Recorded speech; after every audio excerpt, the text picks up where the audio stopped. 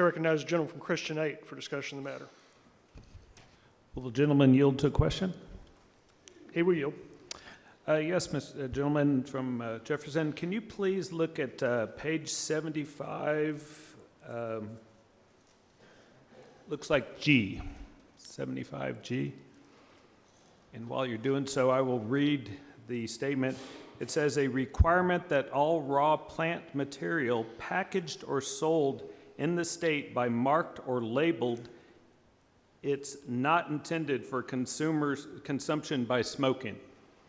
Is that the stopgap that we're going to assume that we can't smoke this? Because you're saying raw products in the bottle, but yet there's going to be a label on the bottle that you can't smoke it. Is that the stopgap of not smoking this? Gentleman from Jefferson. Thank you, Mr. Speaker. That's one of them. The other one is it violates our penal code that already exists today.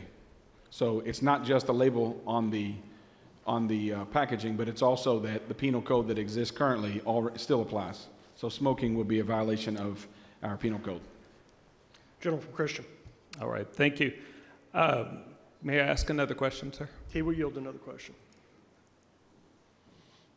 I wanted to bring light to the current law that is U.S. Code Title 18, Part 1, and this is federal law. And it says, it shall be unlawful for any person to sell or otherwise dispose of any firearm or ammunition to any person knowing or having reasonable cause to believe that such person, and then it jumps to 3, is an unlawful user or addicted to any controlled substance as defined in Section 102 of the Controlled Substances. If you jump over to the controlled substances, it says on 16 paragraph A, subject to subparagraph B, the term marijuana means all parts of the plant cannabis sativa, whether grown or not, the seeds thereof, the resin extracted from any part of such plant, and every compound, manufacture, salt, derivative, mixture, or preparation of such plant. Does this mean that if you're a marijuana card holder and you're a gun holder, that you are illegally owning a firearm? Gentleman from Jefferson.